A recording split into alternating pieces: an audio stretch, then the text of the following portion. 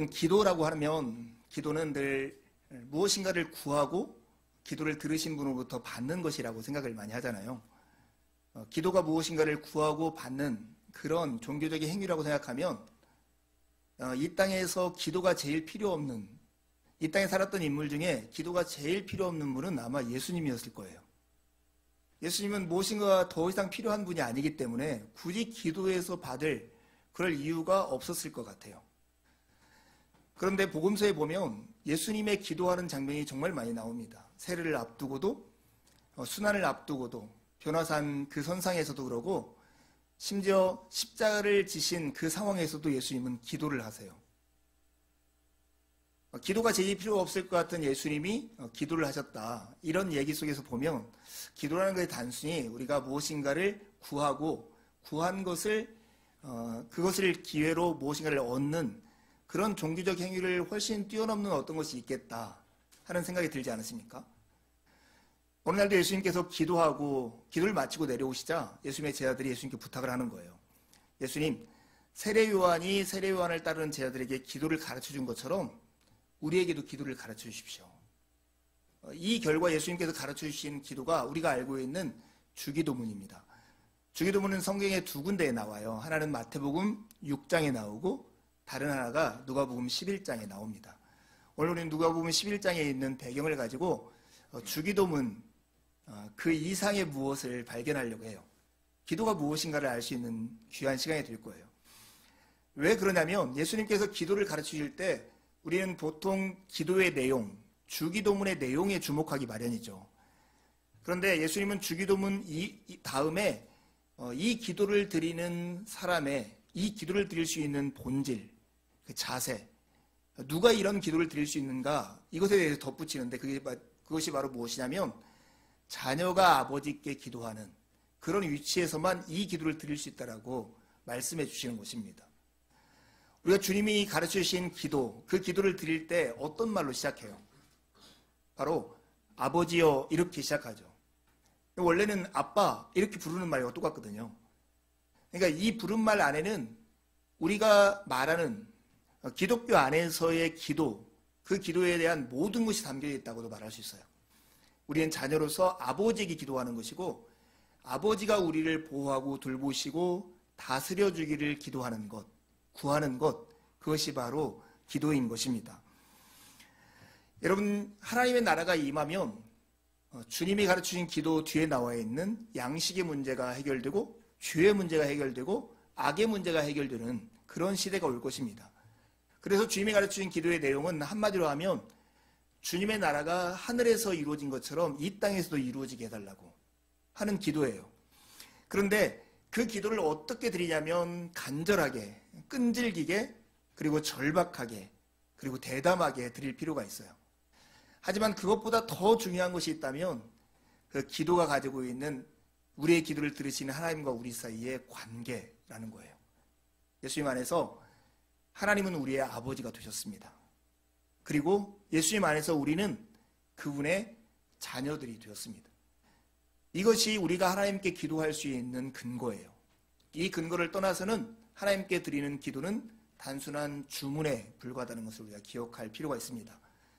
그런 의미에서 보면 기도의 내용이나 기도의 태도보다 더 중요한 것은 우리의 기도를 들으시는 하나님과 우리 사이의 관계입니다. 여러분, 그 하나님과 우리 사이의 관계, 기도를 통해서 하나님께서 우리에게 기대하시는 그 내용을 잘 볼 수 있는 것이 누가복음 15장에 있는 탕자의 비유일 거예요. 여러분 다 그 내용을 아시잖아요. 탕자의 비유에 보면 어떤 사람에게 아들이 2명이 있는데 그 둘째 아들이 아버지에게 아버지가 살아계심에도 불구하고 유산을 요구해요. 우리 시대에도 아마 살아계신 부모님한테 유산을 달라고 하면 그렇게 온당한 처사로 보이지 않을 텐데 그 당시에 살아있는 부모님에게 유산을 달라고 하는 것은 부모님이 일찍 죽기를 바라는 마음이나 마찬가지여서 부모에게는 엄청나게 수치스러운 일이고 그리고 자녀에서는 해서는 안 될 일이었어요. 근데 그 돈을 가지고 이 사람이 먼 타국으로 가서 허랑방탕해서 다 소비해버린 거예요. 돈이 하나도 없자 그 상황에서 이 아들이 뭘 했냐면 돼지를 치는 곳에 가서 노동을 하는 거예요. 품을 팔아서 먹고 살려고 하는 거죠. 돼지를 치는 그 일이 유대인에게는 상상할 수 없는 일이에요. 왜냐하면 돼지라고 하는 것은 유대인들에게는 부정한 동물이기 때문에 그래요. 근데 그 일을 하면서 먹을 것이 없자 돼지들이 먹는 쥐염 열매로 생계를 유지하다가 그때서야 아버지가 떠오르는 거예요. 그래서 스스로 이렇게 얘기하죠. 이에 스스로 돌이켜 이르되 내 아버지에게는 양식이 풍성한 품꾼이 얼마나 많은가. 나는 여기서 줄여 죽는구나. 내가 일어나 아버지께 가서 이르기를 아버지, 내가 하늘과 아버지께 죄를 지었사오니 지금부터는 아버지의 아들이라 일컬음을 감당하지 못하겠나이다. 나를 품꾼의 하나로 보소서 하리라 하니, 스스로 이렇게 얘기하는 거죠. 내가 이렇게 개고생하고 있는 이유가 뭐지? 우리 아버지 집에 가면 일꾼들이 정말 많은데 그 일꾼들은 양식이 풍성한데 내가 이렇게 해야겠다. 아버지한테 가서 아버지, 나 아들 자격 필요 없어요. 그냥 아버지 집에 일꾼으로, 말단 직원으로 좀 고용 좀 해주세요. 그래서 내 이 허기를 채워주세요. 이렇게 부탁하는 거죠. 실제로 이 둘째 아들이 아버지한테 가서 그렇게 부탁을 합니다. 아버지에게 요청하는 것이 21절에 나오는데요. 21절에 아들이 이르되 아버지, 내가 하늘과 아버지께 죄를 지었사오니 지금부터는 아버지의 아들이라 일컬음을 감당하지 못하겠나이다. 이렇게 부탁을 해요. 지금 아들의 기도 내용이 뭐예요? 아들의 기도 내용은 단순히 자기가 굶어 죽게 생겼어요. 절실한 필요와 자기가 지금 이렇게 살아가는 게 마땅해? 라고 하는 자기의 존재를 뒤흔드는 이런 불안 때문에 제발 아버지의 노예라도 되어서 이 허기를 달래고자 하는 것이 이 아들의 마음이었어요. 아버지가 어떻게 했을까요? 너 나를 이렇게 부끄럽게 하고 멀리 떠났으니까 너 한번 제대로 고생해봐라. 내가 지금부터 너한테 따뜻하게 대하는 적은 한 번도 없을 것이다. 이렇게 말했을까요? 뜻밖의 이 아버지는 옷을 가져오래요. 그 당시 노예는 반바지만 입고 위통을 벗은 채 일을 했어요. 그런데 아들이나 입을 법한 옷을 입히고 아들의 신분을 허락하는 반지를 끼우고 노예들은 신발을 벗고 다니는데 신발을 신겨서 아들의 지위를 회복시키는 거예요. 근데 이 모습은 마치 지금 우리가 드리는 기도와 하나님께서 기도를 통해서 우리에게 이루려고 하는 것의 대조를 그대로 보여주는 것 같아요. 우리는 무엇인가 절박한 상황, 절실한 필요, 우리의 존재를 뒤흔드는 불안, 여기로부터 자유롭고 구원받기 위해서 하나님께 나와서 기도를 해요.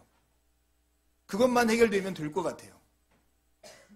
그런데 하나님은 단순히 우리에게 필요한 것을 주고 그것으로 끝내버리려고 하는 게 아니라 하나님을 아버지라 부르는 자들이 하나님께 돌아와서 하나님의 아들로서 아버지와 온전한 관계 가운데 살아가는 것이 아버지의 목표라는 거예요.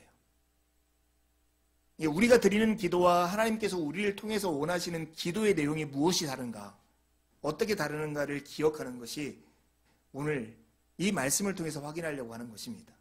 그걸 한마디로 하면 아버지여 라는 거예요. 아버지여. 그리스도인이 되었다라고 하는 것의 놀라운 특권 중에 하나는 뭐냐면 하나님을, 천지를 창조하시고 이 세상을 회복시키시는 그 하나님을 아버지라 부를 수 있게 되었다라고 하는 거예요. 이것이 바로 그리스도인이 되었다는 놀라운 특권입니다.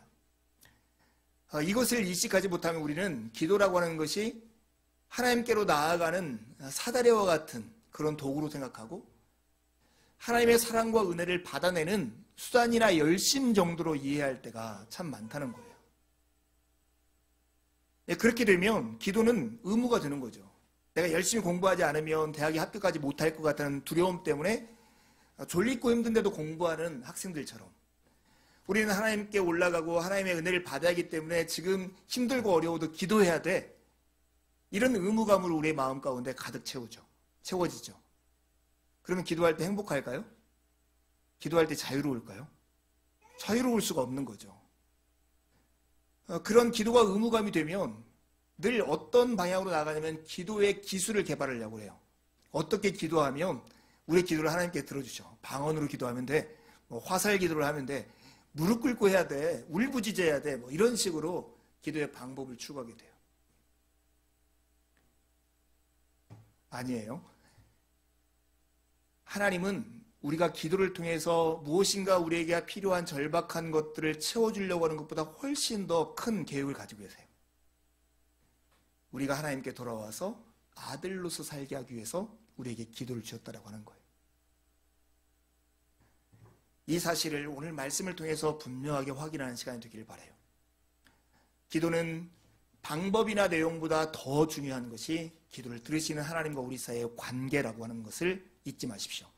이것을 정말 잘 보여주는 예수님의 비유가 바로 오늘 본문 5절에서 8절에 나오는 비유예요. 밤중에 찾아온 친구의 비유인데 여기서는 3명의 친구가 나타나요. 어떤 집에 자기 친구가 찾아왔어요. 밤중에 찾아왔나 봐요. 먹을 것을 줘야 하는데 내놓을 음식이 없는 거예요.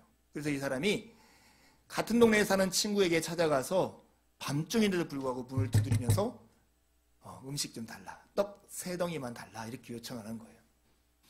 여러분 우리 시대에 여러분 한 새벽 1시나 2시였는데 누군가가 와서 나 급하니까 야 손님이 왔는데 먹을 것이 없네. 식은 밥에 대해서 좀 줘라. 이렇게 하면 여러분 기꺼이 내주시겠습니까? 아마 우리 시대 우리 문화면 아유 이 사람 해도 너무하네. 한 끼 굶으면 안 돼? 한 끼 굶으면 죽는 거야? 그냥 참지 이 새벽에 와서 이런 걸 달라고 그래. 뭐 이런 식으로 대답하지 않을까요? 사람에 대한 공감 능력이 없네. 한 방에서 애들과 함께 자고 있는데 내가 일어나서 불을 켜면 애들 다 깨가지고 잠도 못 자고 내일 일하러 가야 하는데 우리 남편은 어떻게 일해? 뭐 이런 식으로 말할 수 있을 거예요. 그런데 오늘 본문에 보면 친구의 이런 요청, 벗이여 떡 3덩이를 내게 구워달라 하는 요청에 대해서 8절에 보면 이렇게 해요. 벗이라는 이유 때문에는 주지 않는다 할지라도 그 간청함을 인해서는 이 떡을 줄 것이다. 여러분 여기 나오는 그 간청함이라는 단어가 아나이데이아라고 하는 헬라어 단어이거든요. 이제 우리로 보면 뭔가 끈질기게 무엇인가를 구하는 듯한 어감인데 아나이데이아라고 하는 원래 헬라어는 부끄러움이 없는 수치심을 모르는 이런 뜻이에요. 어떤 보면 친구의 집에 문을 두드리면서 부끄러움 없이 구하는 그 친구의 간구이기 때문에 들어준다 이렇게 들릴지 모르지만 더 정확한 의미는 다른 곳에 있습니다. 성경을 해석할 때 문화나 사회적인 배경, 그 당시 그곳에 가서 내부자적 입장에서 이해해야 할 이유가 여기 있어요. 우리에게는 저녁에 밤중에 식은 밥이라도 얻으러 온 그 친구에 대해서 냉대하는 것이 당연한 것처럼 보일 수 있지만 이 성경을 읽는 1세기 사람들에게 그런 간청을 들어주는 요청하는 것보다 더 부끄러운 것은 그런 요청을 들어주지 않는 것. 그것이 훨씬 더 부끄러운 일이었어요. 4개의 복음서 중에 누가복음은 특별히 이방인 그리스도인들에게 전해진 복음서라고 얘기해요. 그러니까 누가복음은 로마나 헬라 문화에 있는 사람들이 많이 읽은 복음서라는 거예요. 그러니까 그들에게 친구가 밤중에 찾아와서 문을 두드리면서 음식을 달라고 하는 것을 그들의 문화 속에서 어떻게 이해하는 걸 상상해 보세요. 로마 사람들에게 친구 관계는 참으로 중요했어요. 그것은 생존의 문제였어요. 친구와 친구 사이는 좋은 것을 공존하면서 서로가 요청할 때 서로를 들어주고 자기가 도움받은 것을 그대로 보상해줘야 할 의무가 있었어요. 그러니까 자기가 힘들 때 도움을 받고 나중에 되갚는 그런 방식으로 자기의 생존을 유지하는 것이 그들의 문화였어요. 그리고 그들에게는 명예와 수치라고 하는 것이 매우 중요한 그 개념이었어요. 친구 관계가 사회를 지탱하는 힘인데 그 의무를 다하지 않을 경우 그 사회에서는 완전히 왕따가 되는 것이죠. 사회의 질서를 깨뜨리는 사람이 되는 거예요. 로마인들이 이 이야기를 들으면서 예수님이 하시는 질문처럼 똑같은 질문이 있잖아요. 7절에 보면 문이 이미 닫혔고 아이들이 나와 함께 침실에 누웠으니 일어나 내게 줄 수 없노라 하겠느냐? 이렇게 예수님이 하는 질문은 그렇겠죠. 이렇게 하는 게 아니라 아니 누구도 그럴 수 없죠. 이런 대답을 기대하는 질문이죠. 로마 사람들이 이것을 읽으면서 이런 얘기 듣고 아이고 저 아무리 새벽이라고도 음식을 안 주면 저는 인간이 아니지 이런 얘기가 되는 거예요. 그러니까 여기서 아나이데이아라고 하는 부끄러움이 없는 이런 것은 누가 부끄러움이 없냐면 지금 요청을 받은 사람의 이야기를 하는 거예요. 근데 이것을 유대인이 읽어도 똑같았을 거예요. 유대인들은 유목민족이고 그들에게는 손님을 대접하는 것이 매우 중요했어요. 음식이나 거처를 필요로 한 사람이 모른다 할지라도 자기 집에 찾아오면 유숙하게 하고 그에게 음식을 주는 것이 그들에게 온당한 의무였어요. 그렇기 때문에 예수님의 이 비유는 무엇인가 요청이 무례하고 과도하고 때로는 우리를 불편하게 한다 할지라도 이 관계라는 것 때문에 이 간구는 반드시 이루어진다는 것을 우리에게 보여주는 예시라고 하는 거죠. 예수님이 이 비유를 왜 드셨을까요? 이것은 기도를 들으시는 하나님과 기도하고 있는 우리의 사이가 이런 관계다 하는 것을 보여주기 위한 것이에요. 제가 토요일마다 지금 지방에 왔다 갔다 하느라고 급하게 다니고 있습니다. 제가 노예에서 하고 있는 일 때문에 불가피하게 가는 겁니다. 지난주에는 전주에 우리 노예에 속해 있는 목사님 한 분이 소천하셔서 임종예배를 드리기 위해서 다녀왔습니다. 제가 사회를 받고 설교하는 원로 목사님 한 분이 같이 가셨어요. 저보다 결혼을 17년 먼저 하셨기 때문에 저보다 나이가 그 정도 차이가 날 것 같아요. 내 차를 타고 저하고 그 목사님이 이렇게 올라오고 있는데 그 목사님한테 전화가 온 거예요. 이게 아마 가족 중에 한 명이 왔나 봐요. 뭐 아빠 어디예요? 이렇게 묻는데 이 목사님이 저보다 17살이 위시잖아요. 근데 이렇게 말씀하시더라고요. 친구하고 함께 서울로 올라가고 있다. 제가 그걸 듣고 있는데 이게 너무 낯설잖아요. 예. 제가 동생에도 한참 동생인데 저한테 친구라고 하는 게 그런데 듣고 나니까 굉장히 기분이 좋은 거예요. 예. 마음을 통하고 이렇게 이야기할 수 있는 관계를 그냥 친구라고 생각하면 그렇죠. 나이 차이가 무슨 상관이 있어요. 예. 저는 경춘 목사님 친구라고 생각하는데 이렇게 생각하는데 예. 이런 거죠. 근데 여러분 이 친구라고 하는 관계, 특별히 우리 시대보다 더 우정을 강조했던 로마나 유대 사회에서 하나님이 인간을 친구로 생각하고 기도를 들으시는 분과 기도하는 사람 사이를 이렇게 이해한다는 것은 매우 중요해요. 하나님은 아브라함을 친구라고 말씀하셨어요. 모세와는 친구와 대화하듯 대화하셨어요. 그리고 예수님은 자기를 믿고 따르는 제자들에게 내가 너희를 종이라 하지 않고 친구라고 말하겠다고 말씀하셨어요. 우리를 친구 관계에서 기도하고 기도를 들어주겠다는 것이 하나님이 우리에게 하시는 말씀이에요. 기도는 내용이나 태도보다 더 중요한 게 우리와 기도를 들으시는 하나님과의 관계에 있습니다. 찬송가 369장에 죄짐 맡은 우리 구주 어찌 좋은 친군지 걱정 근심 무거운 짐 우리 주께 맡기세 이런 가사가 있어요. 사랑하는 여러분, 여러분의 걱정과 근심이 있습니까? 무거운 짐이 있습니까? 참으로 좋으신 친구 되시는 예수 그분께 여러분의 짐을 맡겨드리십시오. 이것이 바로 기도입니다. 기도는 우리를 친구라 부르시는 그 하나님 앞에 우리의 마음을 토해내는 것이 기도입니다. 일마다 때마다 여러분이 상황마다 순간마다 가장 쉬운 말 아버지 이렇게 부르시고 여러분의 상황을 토해내십시오. 하나님 저 아파요. 저 지금 외로워요. 저 지금 막막해요. 지금 지혜가 필요합니다. 아니 지금 몸에 힘이 좀 필요해요. 아버지 이렇게 하고 기도하는 것. 그것이 하나님이 우리에게 요구하시는 것이고 우리의 기도는 하나님 안에서 응답될 것입니다. 여러분 기도의 상황들 삶의 현실 가운데 안절부절하지 말고 당당하게 하나님을 향해서 부르십시오. 아버지요 이렇게 부르십시오. 더 나아가서 여러분 우물쭈물하지 말고 대담하게 하나님의 이름을 부르십시오. 아버지요. 우리가 기도하는 방법은 너무 단순합니다. 그냥 구하고 찾고 문을 두드리면 됩니다. 예수님께서 직접 당신의 입으로 이렇게 우리에게 약속하셨어요. 누구든지 구하면 받고 찾으면 얻고 문을 두드리면 열릴 것이다. 그러니 여러분 절박하고 끈질기게 구하고 찾고 하나님께 두드리십시오. 하나님은 여러분의 기도에 응답하실 것입니다. 여러분의 태도가 어떻든 간에 여러분의 기도의 언어와 모양이 어떻든 간에 하나님이 우리의 기도를 들으시는 것은 하나님과 우리 사이의 관계 때문이에요. 어제는 원주에 교회를 설립하는 그 예배 사회를 보러 갔다 왔습니다. 차가 엄청 막혀가지고 휴게소에 잠깐 쉬게 되는데요. 진짜 오랜만에 보는 광경을 봤어요. 이렇게 고속도로 휴게소 가면 이렇게 주차가 돼 있고 주차와 주차된 사이로 좁은 길이 있잖아요. 근데 그 길에 한 6살, 7살 된 아이가 완전히 들어누워가지고 막 발버둥을 치면서 부모한테 생떼를 하는 거예요.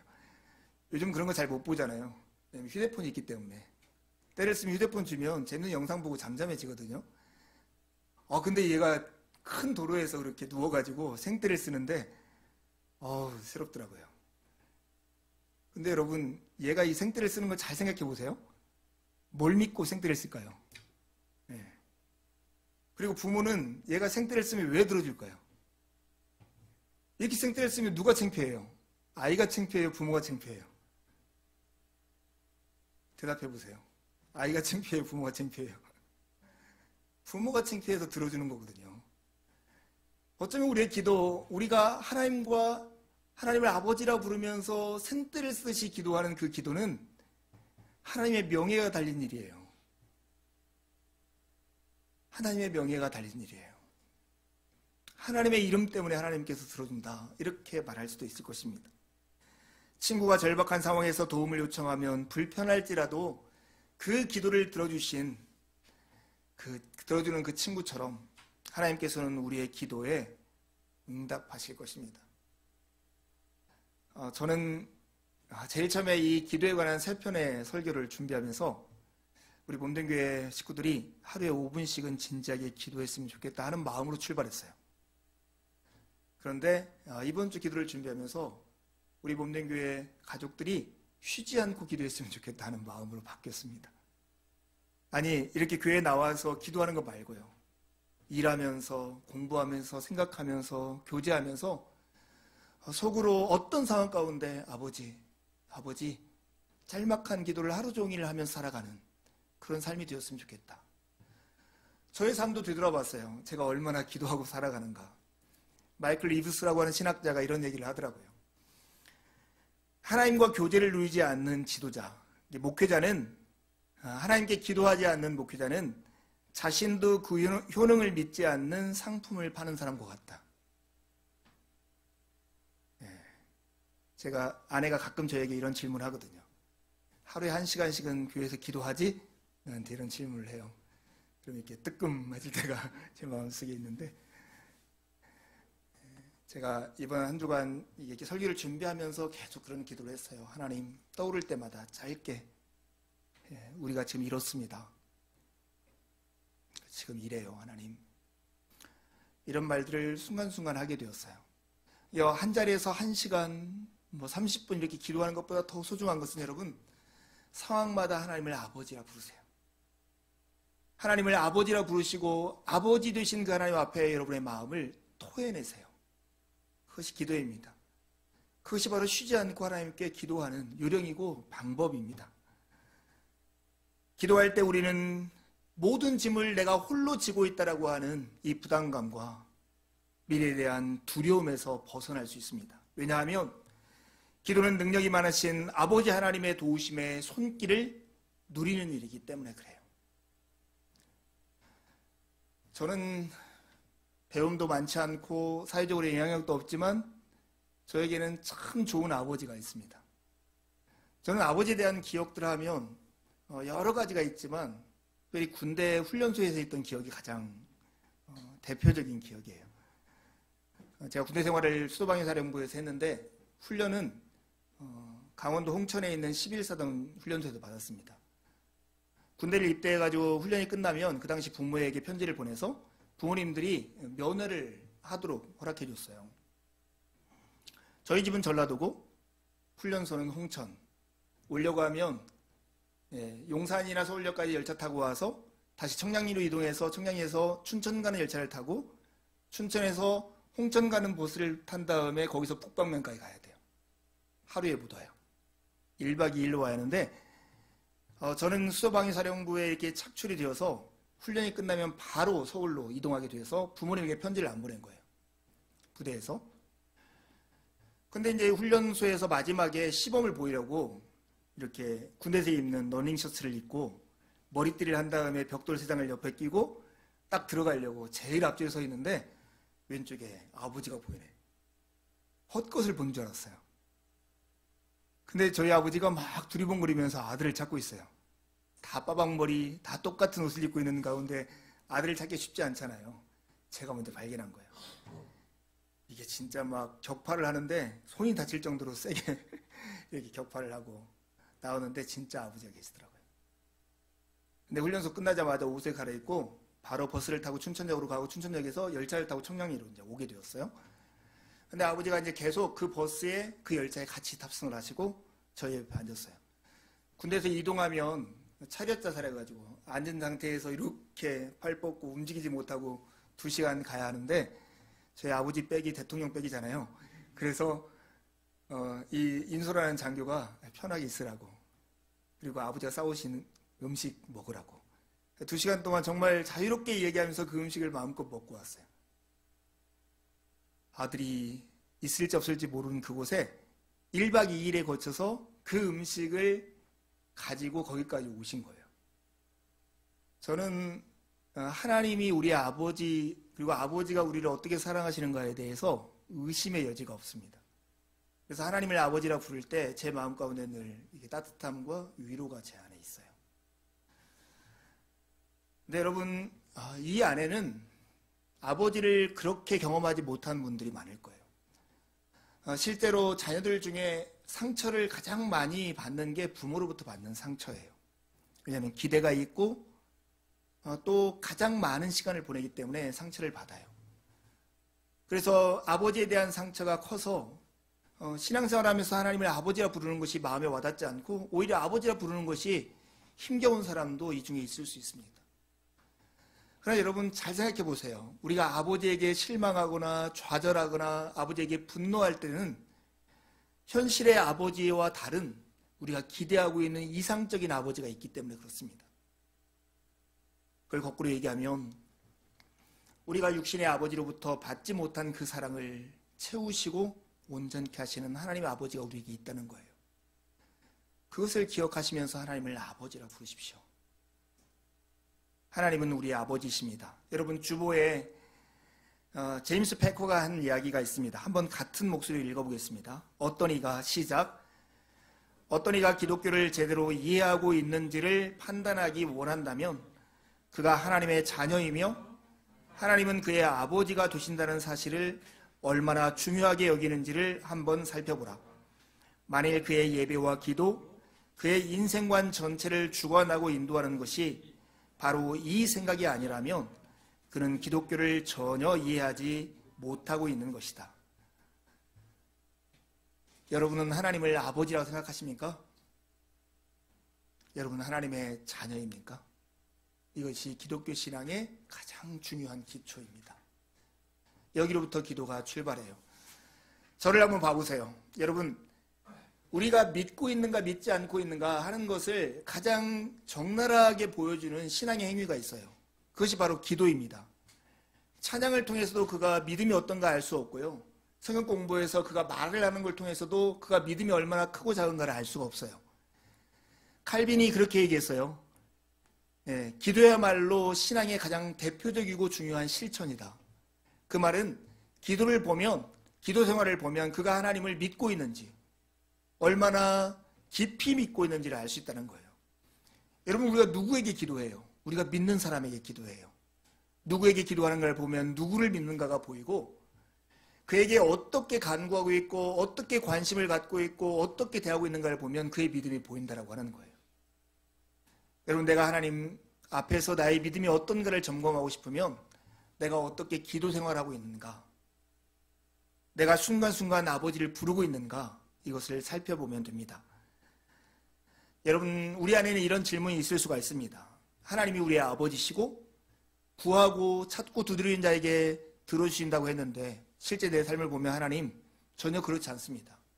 그래요, 하나님, 제가 엉뚱한 걸 구하면 하나님이 들어주지 않을 수 있어요. 그렇지만 하나님, 내가 당연하게 중요하고 귀한 걸 구하는데도 왜 하나님은 들어주지 않습니까? 나의 부모의 구원, 나의 자녀가 온전히 성장하고 좋은 일자리와 아니면 가정을 이루는 것에 대해 기도하는데 왜 하나님은 들어주지 않습니까? 아픈 사람을 위해서 기도하는데 왜 낫지 않아요? 하나님은 절망 가운데 있는 사람을 위해서 하나님 기도하는데 왜 거기서부터 건져주지 않습니까? 내가 옳은 기도를 하고 있다고 생각하는데 하나님은 그 기도에 응답하지 않을 때 우리는 답답하고 어려울 수가 있어요.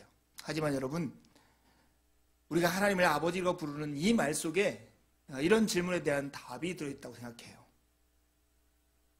하나님은 아버지이기 때문에 아버지라면 악할지라도 절대 하지 않는 일, 생선을 달라는 자식에게 뱀을 주거나 달걀을 달라고 하는 자식에게 전갈을 줄 아버지가 어디 있겠냐는 주님의 질문처럼 우리에게 가장 좋은 것을 주시는 아버지이십니다.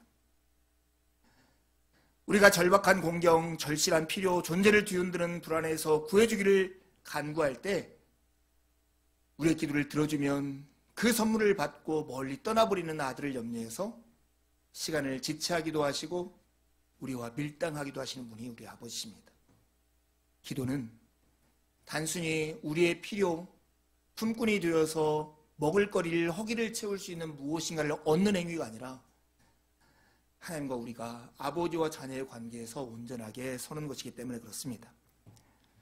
하나님은 우리에게, 당신에게 구하는 자들에게 하늘 아버지만 줄 수 있는 것을 우리에게 주시겠다라고 말씀하십니다.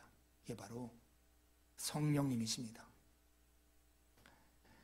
기도가 하나님 나라를 구하는 거라면 우리로 하여금 하나님 나라의 삶을 살게 하시는 이가 성령 하나님이십니다.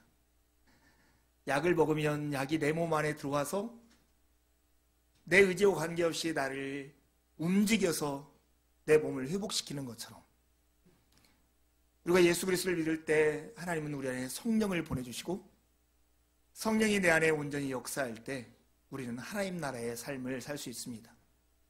여러분, 무엇이든지 구하십시오. 오늘 밤중에 떡을 구한 것처럼 우리는 자녀를 위해서, 내 생활을 위해서, 건강을 위해서, 옷 입는 것을 위해서, 잠자는 것을 위해서, 밥을 먹는 것을 위해서, 친구의 관계를 위해서, 내 먼 미래를 위해서 무엇이든지 기도할 수 있습니다. 그러나 하나님은 우리에게 그 기도에 대한 즉각적 응답을 넘어서 우리에게 가장 좋은 것을 주시는데 그 가장 좋은 것 중에 가장 좋은 것은 성령님을 우리에게 주시는 것입니다. 믿으십니까? 기도는 하나님의 베푸시는 은혜로운 도우심을 누리는 일이십니다. 누리는 일입니다. 여러분, 이렇게 두 팔 벌려 우리를 맞으시는 아버지와 같은 하나님의 모습을 여러분 묵상하십시오.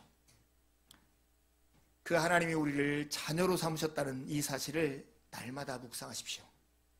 그리고 때마다 일마다 그 주님 앞에 나아가서 하나님을 아버지여 라고 부르며 기도하는 이 한 주가 되기를 간절히 바랍니다. 함께 기도하시겠습니다.